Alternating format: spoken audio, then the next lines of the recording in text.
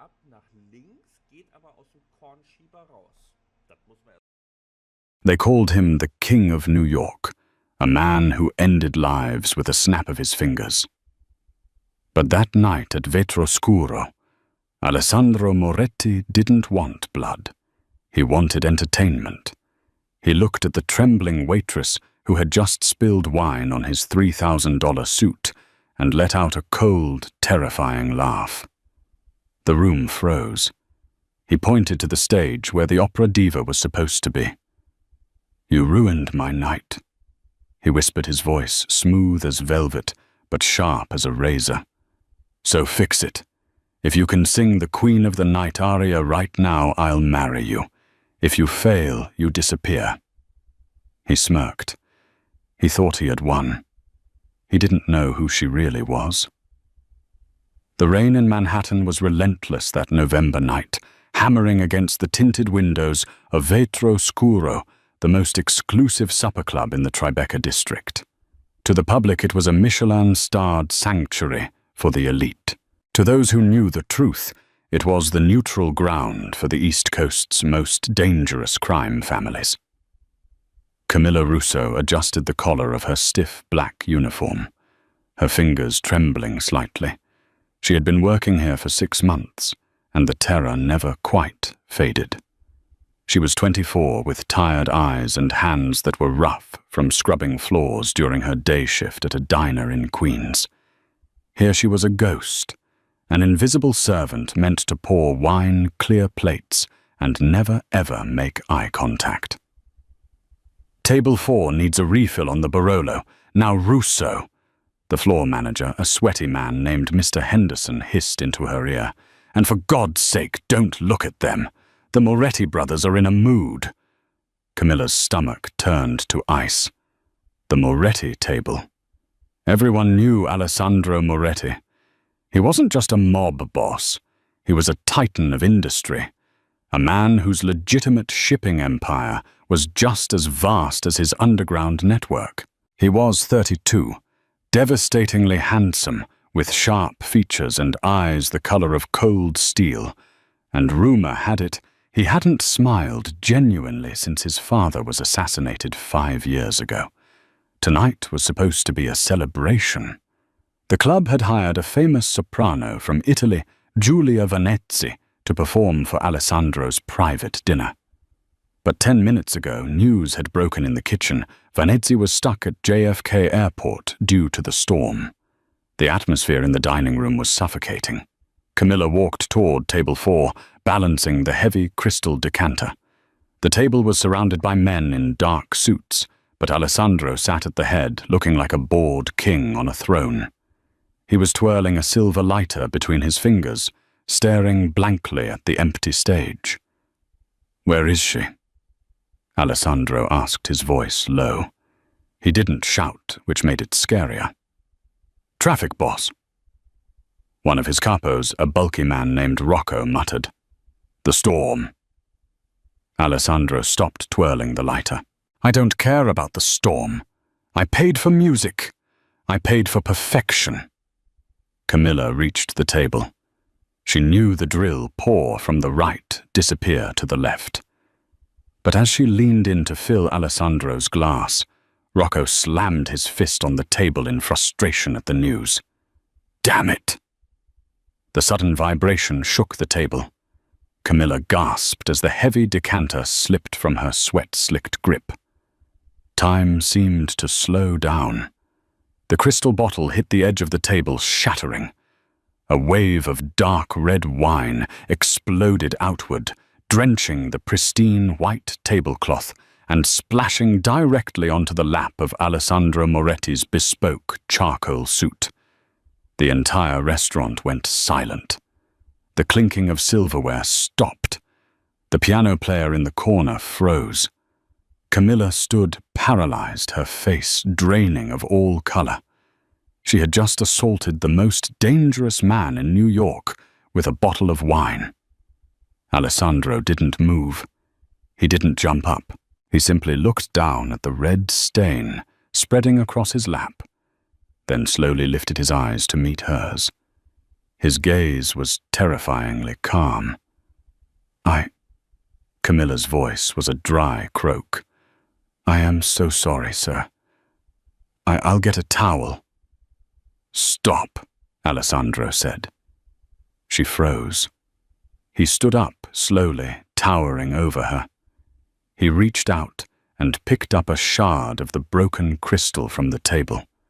He inspected it in the light, then tossed it aside. "You know," he said, addressing the room, but keeping his eyes on her. "I've had a very disappointing night. My singer is missing. My business deal is stalled. And now a clumsy waitress has ruined a suit that costs more than her life's earnings." Camilla felt tears prick her eyes, but she bit her lip until it bled. She wouldn't cry. Not here. "What is your name?" he asked. "Camilla," she whispered. "Camilla." He tasted the name, mocking it. "Well, Camilla, my men would usually take you out back and teach you a lesson about respect. But I'm bored. I'm incredibly bored." He stepped closer, invading her personal space. He smelled of expensive cologne tobacco and rain. "Let's play a game," Alessandro said, a cruel smirk twisting his lips. He gestured to the empty stage where the microphone stood, waiting for the missing soprano. "You ruined the music, so you replace it." Camilla blinked, confused. "Sir." "Sing," Alessandro commanded. "Get on that stage. If you can entertain me, if you can sing an aria that doesn't make my ears bleed, you walk out of here with your life. Heck, if you're actually good." He laughed, a dark, humorless sound. "I'll make you the Queen of New York. I'll marry you right here, tonight." The men at the table chuckled nervously. It was a joke. A cruel, impossible joke. A waitress couldn't sing opera. He was setting her up to be humiliated before he punished her. "And if I can't?" Camilla asked, her voice trembling. Alessandro's smile vanished. "Then you work off the debt of this suit, in my private club, for the next 10 years. A collective gasp rippled through the room. That was a sentence to slavery. Camilla looked at the stage. Then she looked at Alessandro. He saw fear in her eyes, yes. But deep down, buried under the exhaustion and the cheap uniform, he saw something else. A spark of defiance. She nodded once. "Deal." Alessandro sat back down, signaling for a fresh glass. He expected her to run, or to get on stage and belt out some terrible pop song, at which point he would have security drag her out. He was cruel, he knew it. The world had made him cruel. Since his father died, he found amusement only in pushing people to their breaking points. Camilla walked to the stage. Her legs felt like lead. She stepped up onto the platform, the spotlight blinding her momentarily. She looked out at the sea of judging faces, mafia dons, corrupt politicians, high society wives. They were all waiting for her to fail. She walked to the pianist, an old man named Giuseppe, who had played for the greatest voices in Europe. "Do you know Mozart?" she whispered to him. Giuseppe looked at her cheap uniform and scoffed. "Girl, get down before you get hurt." "Please," she said, her voice turning steel hard. "The magic flute, der Hölle Rache." Giuseppe's eyebrows shot up. The Queen of the Night's aria. It was one of the most difficult pieces of vocal music ever written, requiring a coloratura soprano with a range that defied logic. It was suicide for an amateur. "If you insist," the old man muttered, shaking his head. Camilla stepped to the microphone. She closed her eyes. "Don't think about the gangsters," she told herself. "Think about Mum. Think about the Juilliard rejection letter because you couldn't afford the tuition. Think about the years of practice in the basement while Dad drank himself to death. She wasn't just a waitress. She was Camilla Russo, the daughter of the disgraced tenor, Luciano Russo, a man whose voice had once charmed Milan before gambling destroyed him. She had learned to sing before she learned to speak. The piano began the rapid, angry intro. Alessandro swirled his wine, not looking at the stage. He was already signaling Rocco to prepare the car. This was a waste of time. Then she opened her mouth. The first note didn't just ring out, it exploded. It was a strike of lightning, clear, resonant, and ferociously powerful. Alessandro's hand froze mid-air. Camilla wasn't singing with fear. She was singing with rage. The aria was the queen of the night, commanding her daughter to kill a rival. It was a song of vengeance, of power, of hellish fury, and Camilla poured every ounce of her suffering into it. Der Hölle Rache kocht in meinem Herzen. Hell's vengeance boils in my heart. Her voice soared, hitting the high F6s with terrifying precision.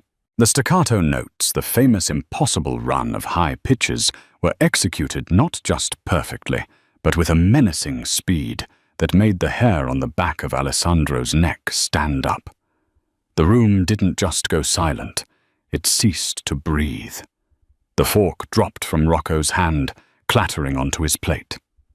Alessandro slowly turned his head toward the stage. The trembling girl was gone. In her place was a Valkyrie in a waitress uniform. Her eyes were squeezed shut, her hands clenched into fists at her sides, her chest heaving as she navigated the treacherous vocal acrobatics. She wasn't looking for approval. She was declaring war on the world that had underestimated her. As she hit the final high-resolving note, she held it. She held it longer than seemed humanly possible, the sound filling every corner of the club, vibrating the crystals in the chandeliers. When she finally cut the note off, the silence that followed was heavy, almost painful. Camilla opened her eyes, breathing hard, sweat trickling down her temple. She looked straight at Alessandro. For 10 seconds, no one moved. Then Alessandro Moretti stood up. He didn't smirk. He didn't laugh. He looked stunned. It was the first time in 5 years anyone had seen him look genuinely surprised. He began to clap. Slowly at first. Clap. Clap. Clap. Then the rest of the room followed the applause, swelling into a roar. Men were standing up. The old pianist Giuseppe was looking at her with tears in his eyes. Camilla stood frozen, the adrenaline crashing. She had done it. Alessandro walked toward the stage. The crowd parted for him like the Red Sea. He stopped at the edge of the platform and looked up at her. The arrogance was gone from his eyes, replaced by an intense, predatory curiosity. "You didn't tell me," Alessandro said, his voice carrying over the dying applause. "Tell you what?" Camilla asked, her voice shaking again, now that the music was over. "That you are a weapon," he said softly. He reached into his pocket and pulled out a ring. A heavy family signet ring, not a wedding band, but something far more significant in his world. It was the ring of his protection. He placed it on the stage floor, right in front of her shoes. "I am a man of my word, Camilla," he announced, turning to face his stunned associates. "I said if she could sing, I'd marry her." "Boss, surely you're joking," Rocco stammered from the table. "She's a waitress." Alessandro's eyes darkened. "She is no waitress. Not anymore." He turned back to Camilla and extended his hand. "Come down, Tesoro. The night is young and we have a wedding to plan." Camilla stared at his hand. She knew she should run. This man was dangerous, Marrying him was insane. But looking at the ring, and then at the manager, Mr. Henderson, who was cowering in the corner, she realized something. If she took his hand, she would never have to scrub a floor again. If she took his hand, she entered the fire. She looked at Alessandro Moretti, the wolf of New York. "I don't want to marry you," she said, her voice clear. The room gasped again. "You didn't say no to Alessandro Moretti." Alessandro raised an eyebrow, a challenge, lighting up his gaze. "Oh, you prefer the debt, no?" Camilla said, stepping down from the stage, ignoring his hand and standing toe-to-toe with him. "You made a bet. I won. I don't want marriage. I want a favor." Alessandro leaned in his lips, brushing her ear. "Careful, little bird. You're negotiating with the devil now. What is this favor?" "My father," she whispered. "Luciano Russo. He didn't die of alcohol. He was murdered. By someone in this room." Alessandro pulled back, his eyes narrowing.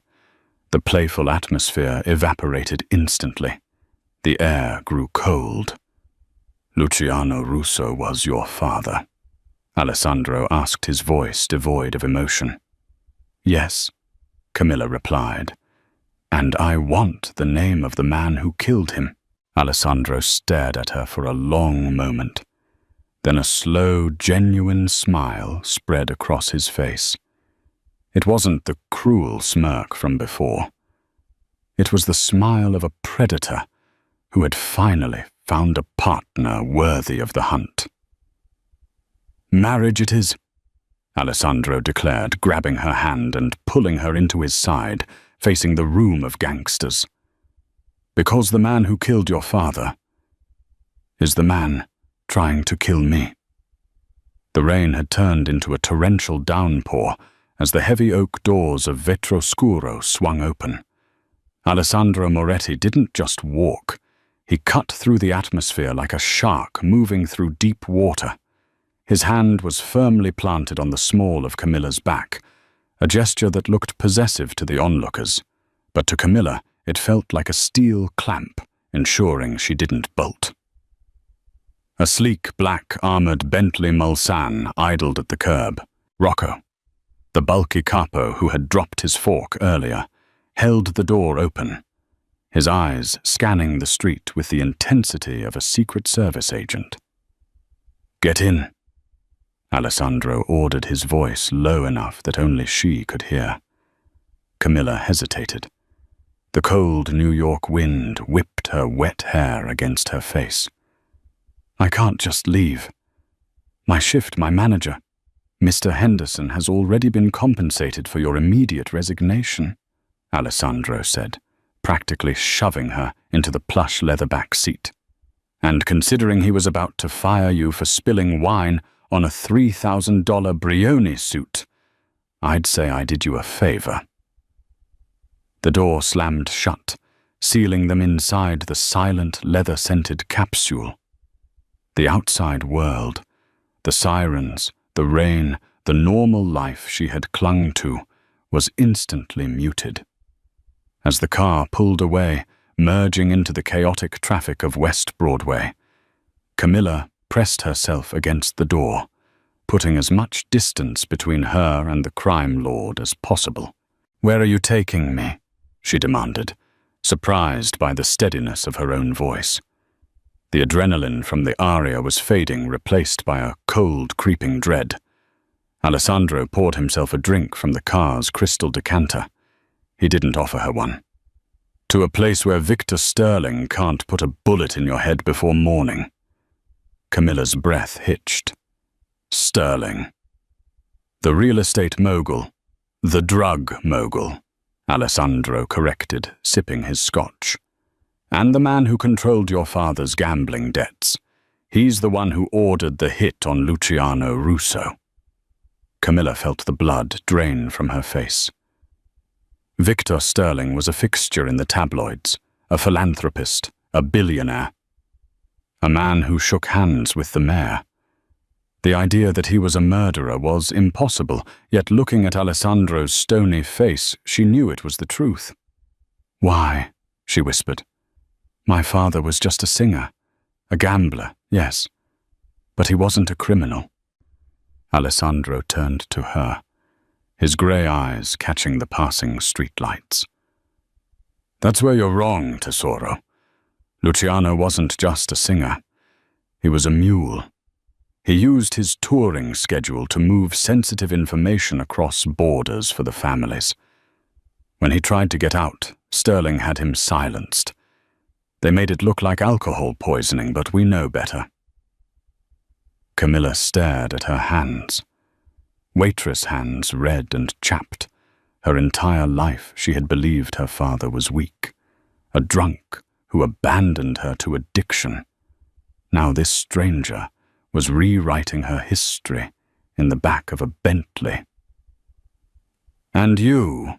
Camilla asked, her eyes narrowing. "Are you the hero in this story?" Alessandro let out a dry, sharp laugh. "There are no heroes in New York, Camilla.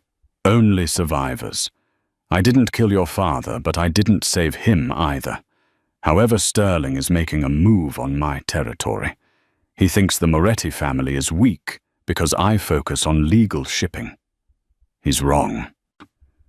He leaned forward, closing the distance between them. The air in the car suddenly felt thin. "Sterling was at the club tonight," Alessandro revealed. "He was in the back booth. He saw you sing. He saw the resemblance. By now he knows Luciano Russo had a daughter, and he knows that daughter is a loose end. So I'm bait." Camilla realized a wave of nausea hitting her. "You want to marry me to draw him out?" "No," Alessandro said, his voice dropping to a gravelly whisper. "I want to marry you because a wife is untouchable. Under the old laws, the laws men like Sterling still fear, you cannot touch a don's wife without declaring total war. If you are just a waitress, you disappear tomorrow. If you are Mrs. Moretti, you are a queen on a chessboard." The car slowed down, turning into the underground garage of a massive glass skyscraper overlooking Central Park, the Moretti Tower. "You have a choice," Alessandro said, as the car came to a halt. "You can open that door, walk out, and take your chances with Sterling's hitmen. Or you can come upstairs, sign a piece of paper, and help me destroy the man who took your father from you." Camilla looked out the window.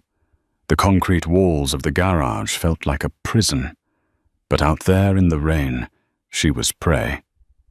She looked back at Alessandro.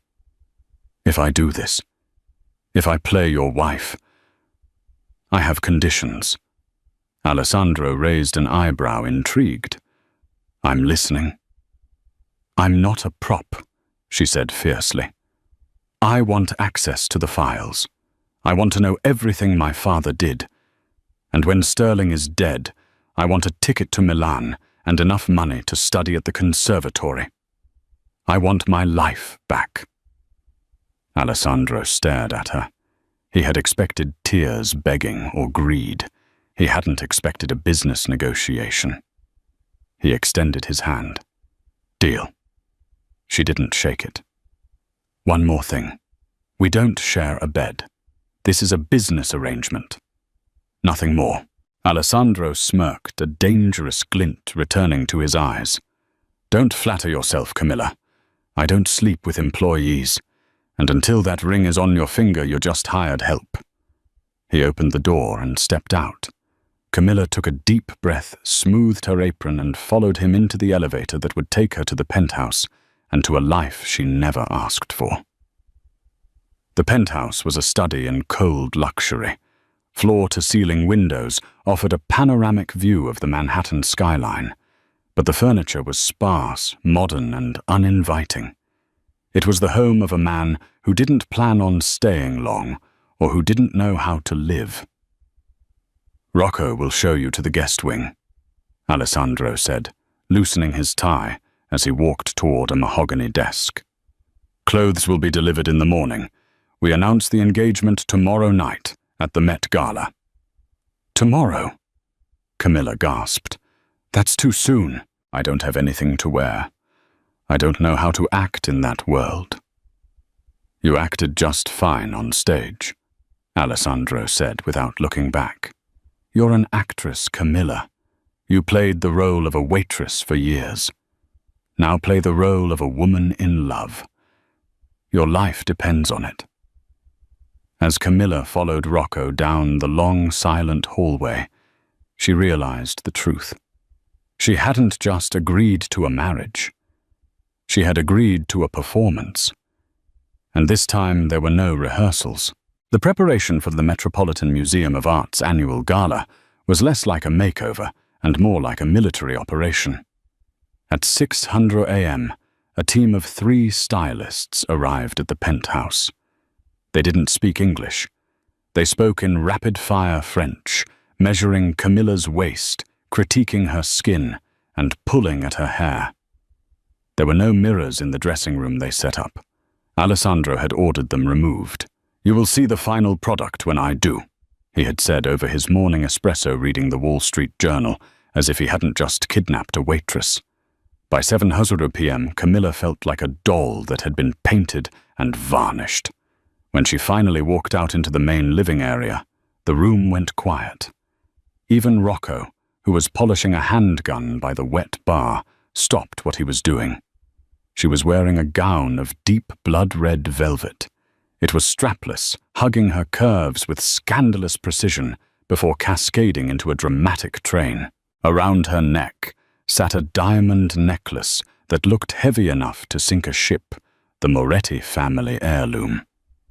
Her dark hair was swept up in an intricate chignon, exposing the long, elegant line of her neck.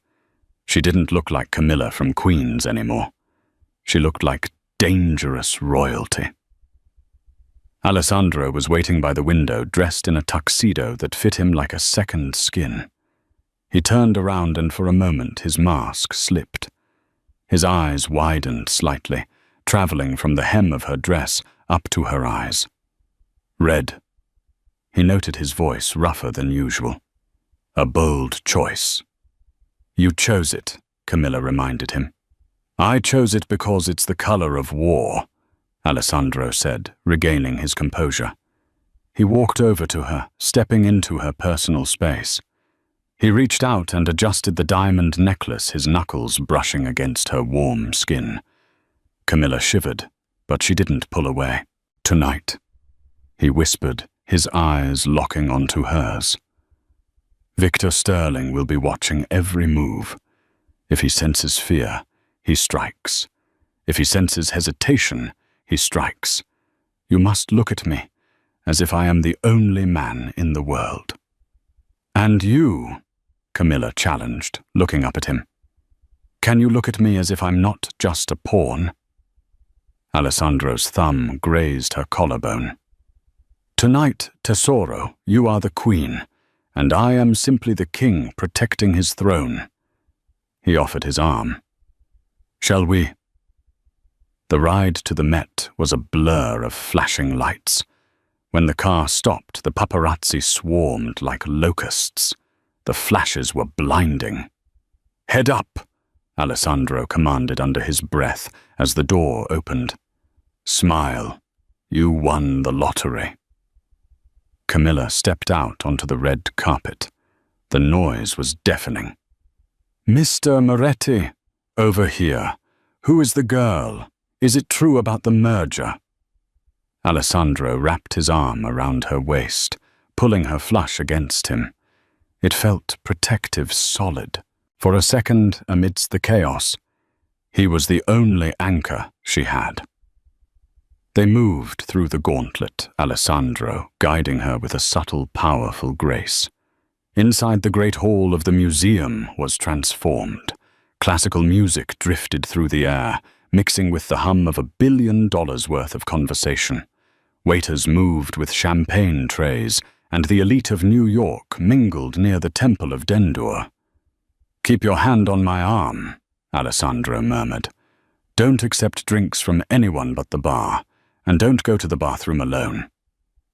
"Romantic," Camilla quipped, forcing a smile for a passing senator.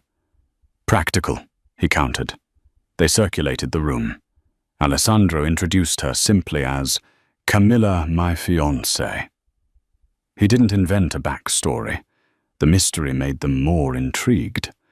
She felt the eyes of women boring into her back, assessing her dress, her jewels, trying to figure out where she came from. Then the atmosphere shifted. The air grew colder. A man approached them near the Egyptian exhibit. He was older, perhaps in his late 50s, with silver hair and a smile that didn't reach his reptilian eyes. He was dressed impeccably, but there was a violence in the way he moved. "Alessandro," the man said, his voice like grinding stones. "I didn't expect to see you. I heard you had a messy night at Waitress. Alessandro's grip on Camilla's waist tightened imperceptibly. "Victor, it's been a while, and actually the night turned out quite beautifully." Alessandro gestured to Camilla. "I believe you haven't met my fiancé. Camilla, this is Victor Sterling." Camilla felt her heart slam against her ribs. This was him, the man who killed her father. She looked into his cold blue eyes and saw a flicker of recognition. "Fiancé." Victor raised an eyebrow, taking Camilla's hand to kiss it. His lips were dry and cold. "Charmed. You look remarkably familiar, my dear." "Have we met?" "I don't think so," Camilla said, pulling her hand back a fraction too quickly. "I'm new to the city."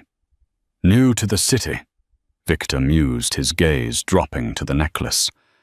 "But with a voice that carries, I hear. Rumor has it a mystery soprano brought the house down in Tribeca last night." He leaned in closer. "You have the look of the Russos. The eyes." Camilla froze. "Victor," Alessandro interjected, his voice sharp as a blade. "The music is starting, if you'll excuse us." "Of course." Victor smiled, stepping back. "But be careful, Alessandro. Pretty things are so fragile. It would be a shame if she broke." Alessandro didn't respond. He swept Camilla onto the dance floor. The orchestra began a waltz. "He knows," Camilla whispered, her legs trembling as Alessandro pulled her into the dance. "He knows who I am."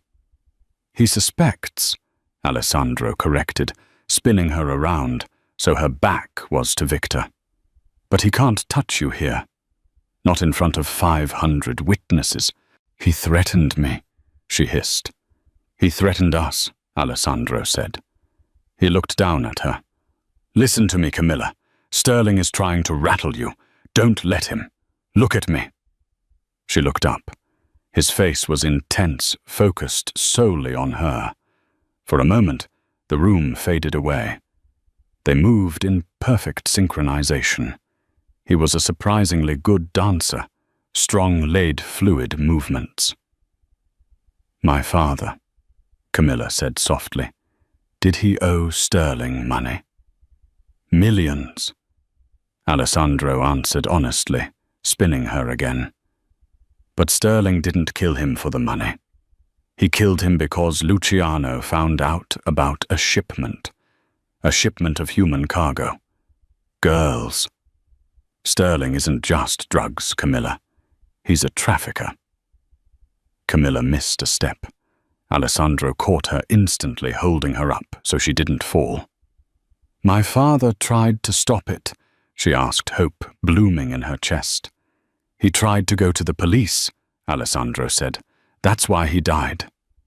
Tears welled in her eyes. Her father wasn't a villain.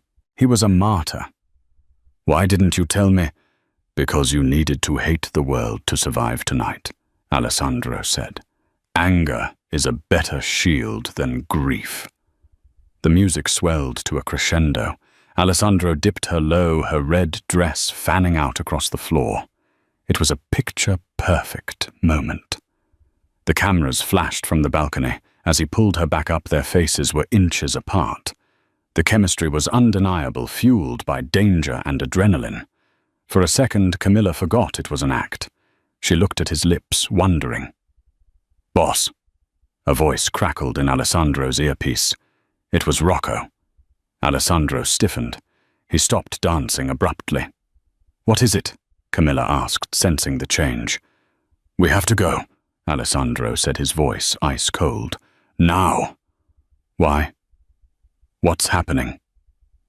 Alessandro grabbed her hand, dragging her toward the exit, ignoring the confused looks of the other guests.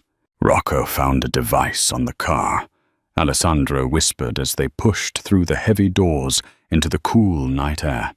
"And the brakes on the backup SUV have been cut." They were on the sidewalk now. The valet was nowhere to be seen. The street was strangely empty of taxis. "Sterling moves fast," Alessandro muttered, reaching inside his tuxedo jacket and unholstering a sleek black pistol. Camilla gasped. "Here, at the Met. It's the perfect distraction," Alessandro said, scanning the rooftops. Suddenly, a motorcycle engine roared to life down the block. Then another, and another. 3 bikes riders clad in black sped toward them, weaving through the parked limousines. "Get down," Alessandro roared. He shoved Camilla behind a concrete pillar, just as the first gunshot rang out, shattering the glass display case behind them. The opera was over. The war had begun. The chaos outside the Met was absolute. The pop of gunfire was distinct, cutting through the screams of the scattering socialites. Alessandro moved with terrifying efficiency. He didn't panic. He calculated. He shoved Camilla behind the thick concrete pillar, shielding her body with his own, as bullets chipped away the stone inches from his head. "Stay down," he barked, firing 2 controlled shots into the darkness.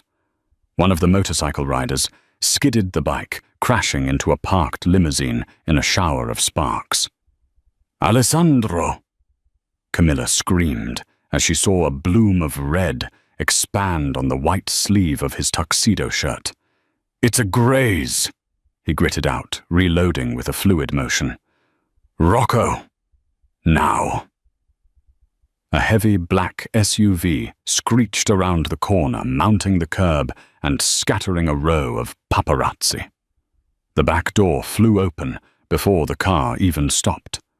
Rocco was inside, wielding a submachine gun, providing cover fire. Alessandro grabbed Camilla by the waist and practically threw her into the back seat, diving in after her. Go! He roared. The SUV peeled away tires, smoking just as the remaining motorcyclists opened fire on the rear window. The bulletproof glass spider-webbed but held. Inside, the silence was sudden and heavy, broken only by the roar of the engine and Camilla's frantic breathing. She looked at Alessandro. He was leaning back against the leather seat, his face pale, sweat beading on his forehead. His left arm was soaked in blood. "You're shot," she whispered, her hands hovering over the wound. "I've had worse," Alessandro muttered, closing his eyes. "Rocco, take us to the safe house in Montauk. The penthouse is compromised." "Boss, you need a doctor," Rocco argued from the front seat, his eyes glued to the rearview mirror. "No hospitals," Alessandro snapped. "Sterling will have eyes there. Just drive." The drive to Montauk took 2 hours. They left the city behind, driving into the pitch-black darkness of the Long Island coast. The adrenaline began to fade, replaced by a dull, throbbing ache in Camilla's chest. She wasn't a waitress anymore. She was a target. They arrived at a secluded modernist house, perched on a cliff edge, surrounded by pine trees and the sound of crashing waves. It was a fortress disguised as a beach house. Once inside, Rocco secured the perimeter, while Alessandro collapsed onto a leather sofa in the living room. Camilla didn't wait for instructions. She ran to the kitchen, found the first aid kit under the sink, where she instinctively knew it would be in a house like this, and grabbed a bottle of vodka from the bar. "This is going to hurt," she said, kneeling beside him and cutting away his ruined tuxedo jacket with a pair of scissors.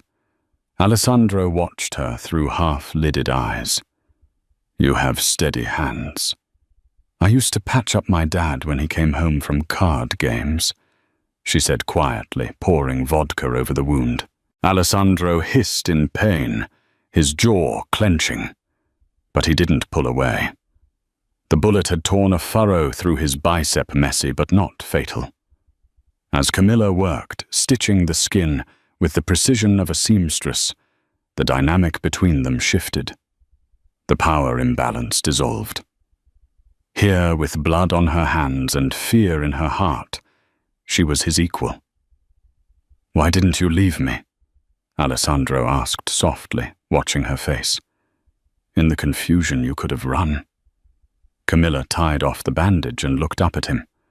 Her eyes were dark pools of intensity. "Because Sterling killed my father, and if I run, he wins. I don't want to survive, Alessandro. I want to win." Alessandro reached out with his good hand, cupping her cheek. His thumb traced the line of her jaw. The air in the room grew thick, charged with the electricity of near death. "You are dangerous, Camilla," he murmured. "I think I might be falling for you." He leaned in. It wasn't a demanding kiss or a show for the cameras. It was desperate tasting of vodka and rain. Camilla kissed him back, her hands gripping his shirt, anchoring herself to him. For a moment, they weren't a don and a waitress. They were two people clinging to each other at the edge of the world. But the moment was shattered by Rocco bursting into the room. "Boss," Rocco said, breathless, "we have a problem. I intercepted a transmission. Sterling isn't just trying to kill you, he's moving the shipment. Tonight." Alessandro pulled away from Camilla, the softness vanishing from his eyes instantly. The King of New York was back. "Where?" "The port of Newark," Rocco said. "But he's clever. He's using a charity gala on a docked cruise liner as a cover. High security. No weapons allowed. We can't shoot our way in." Alessandro stood up, ignoring the pain in his arm. He walked to the window, looking out at the stormy sea. "If we can't shoot our way in, we have to be invited." He turned to Camilla. A dark plan formed in his eyes. "How well do you know Puccini?" he asked.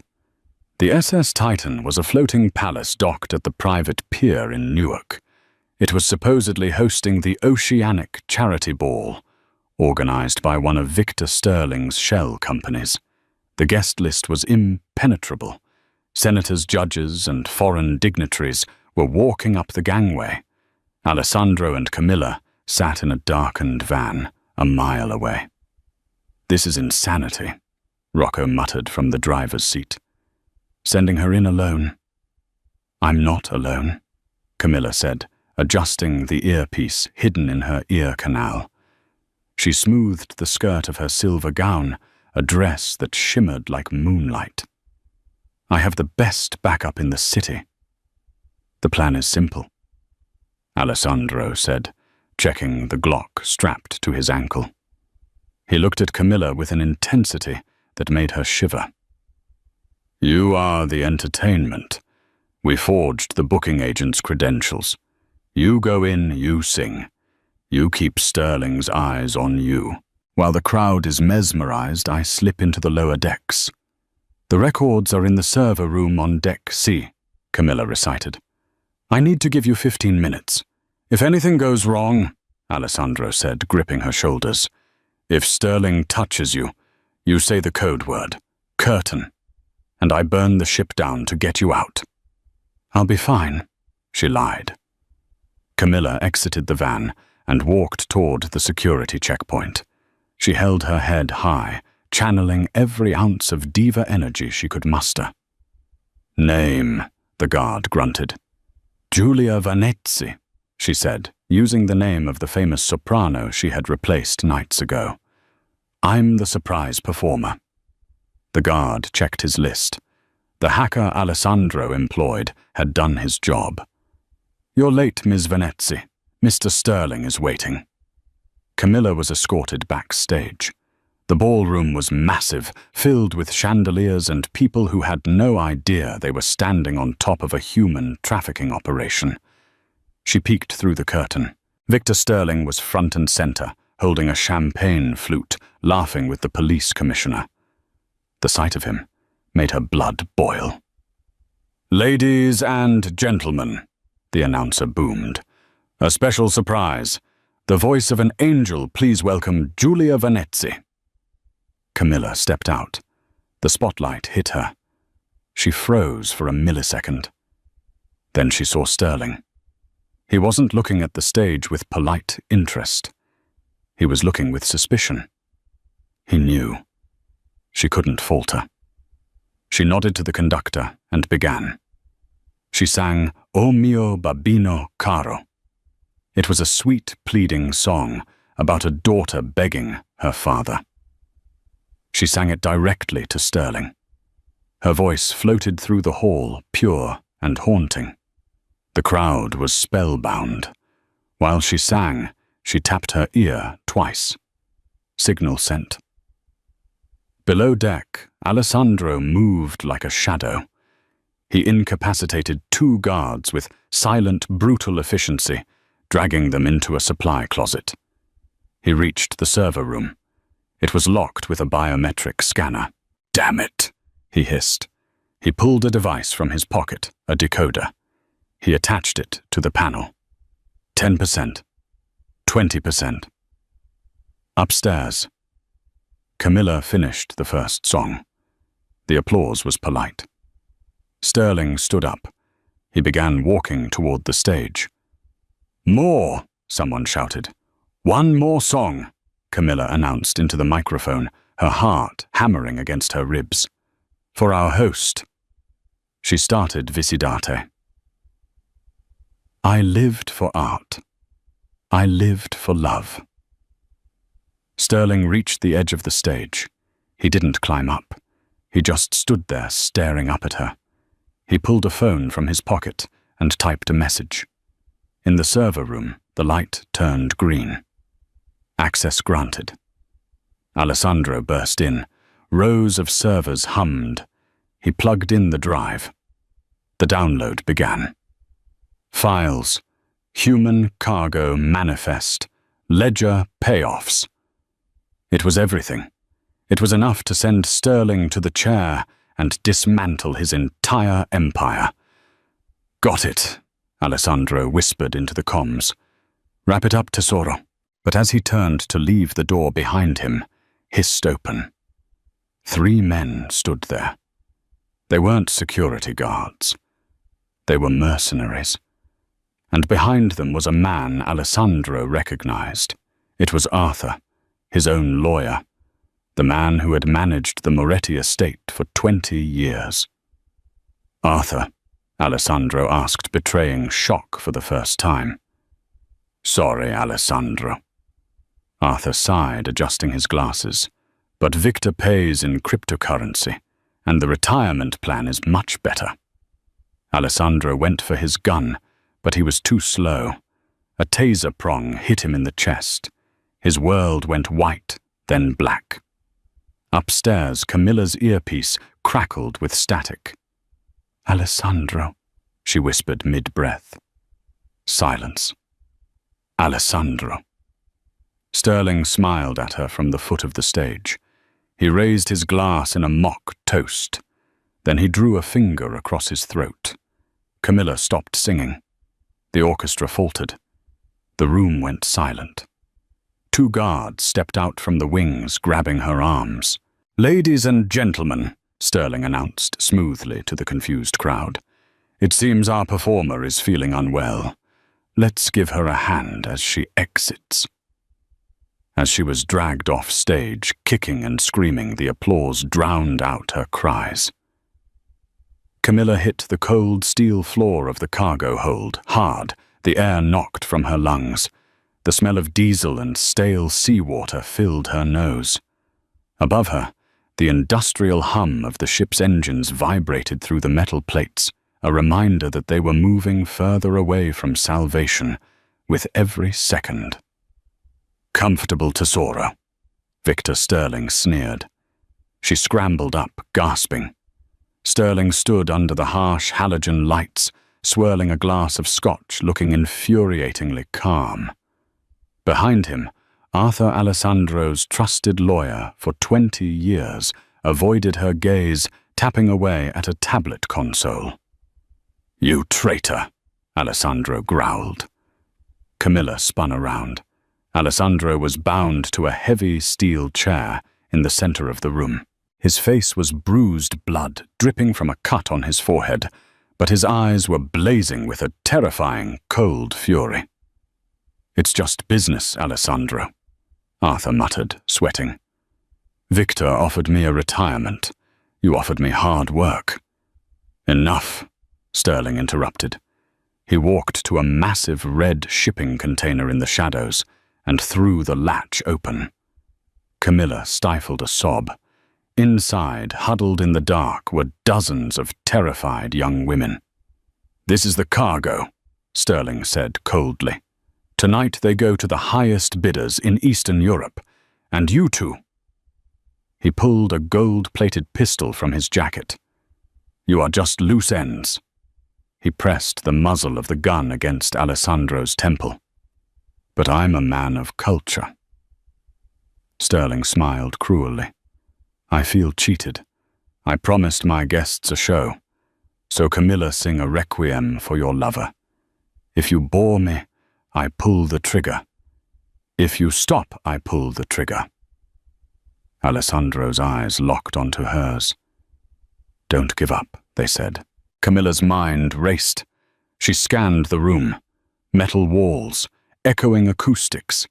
And there, right next to Arthur, was a stack of industrial concert speakers used for ship announcements. The wireless receiver light was blinking green. She didn't have a weapon, but she had her voice. "Okay," she whispered, feigning defeat. "I'll sing. Just let me have the microphone." Sterling nodded to Arthur, who handed her the wireless mic. Camilla gripped it tight. She walked to the center of the room, positioning herself so the speakers were directly behind the villains. She looked at Alessandro. "Be ready." She rolled the volume dial on the microphone pack to the absolute maximum. She didn't sing a melody. She drew a massive breath and unleashed a scream, a high-pitched operatic shriek aimed right at the system's resonant frequency. "Screech!" The feedback loop was instantaneous and devastating. The speakers exploded with a howl of electronic noise that felt like a physical punch. Arthur dropped to his knees, clutching his bleeding ears. The guards staggered back, disoriented by the sonic assault. Even Sterling flinched instinctively, pulling the gun away from Alessandro's head to cover his ears. That split second was all Alessandro needed. He threw his body weight backward, tipping the heavy steel chair and smashing it against the floor. With a roar of adrenaline, he snapped the weakened wooden backrest. He was free. He launched himself at Sterling like a wolf. They crashed into the metal wall. Sterling's gun skittered across the floor. A guard recovered and raised his rifle. "No!" Camilla screamed, hurling the heavy microphone at his head. It struck him square in the forehead, ruining his aim. The bullets sparked harmlessly off the ceiling. Alessandro dove for the loose golden pistol. Sterling scrambled for a knife in his boot. Bang! The shot rang out, finalizing the silence. Victor Sterling froze a look of genuine shock on his face. He slumped forward, a single bullet hole in his chest. The king of the underworld was dead. Alessandro stood up, chest heaving. He walked over to Arthur, who was crawling toward the exit, and kicked him hard in the ribs, flipping him over. "Please," Arthur begged. "I had no choice." "We always have a choice," Alessandro spat. "Rocco will deal with you." Alessandro turned to Camilla. She was shaking the adrenaline, crashing hard. He crossed the room in 2 strides and pulled her into a crushing embrace, burying his face in her hair. "You crazy, brilliant woman," he breathed. "You nearly blew my eardrums out." "Better than your brains," she sobbed, holding him tight. Alessandro looked at the open container where the girls were beginning to emerge into the light. He touched the USB drive in his pocket, the evidence that would clean up the city. "The opera is over, tesoro," he whispered, kissing her forehead. "Let's go home." Well, 6 months later. The wedding didn't happen in a church. It happened on the stage of the Metropolitan Opera House. The auditorium was packed with the city's elite, but the front row was reserved for the family, including a tearful Rocco and the young women from the container now free and safe. Camilla walked down the aisle in a gown of white silk that moved like water. She wore no diamonds, only her father's simple silver locket. Alessandro stood at the altar, the bruises long gone, looking at her, as if she were the only person in the world. When the priest asked for their vows, the hall went silent. "Do you take this man?" Camilla looked at the man who had kidnapped her, protected her, and fought a war for her. She smiled, that familiar spark of defiance in her eyes. "I'll marry him," she declared, her voice projecting clearly to the back row, without a microphone. "But he still owes me a new uniform." The crowd erupted in laughter. Alessandro threw his head back and laughed, a sound of pure joy.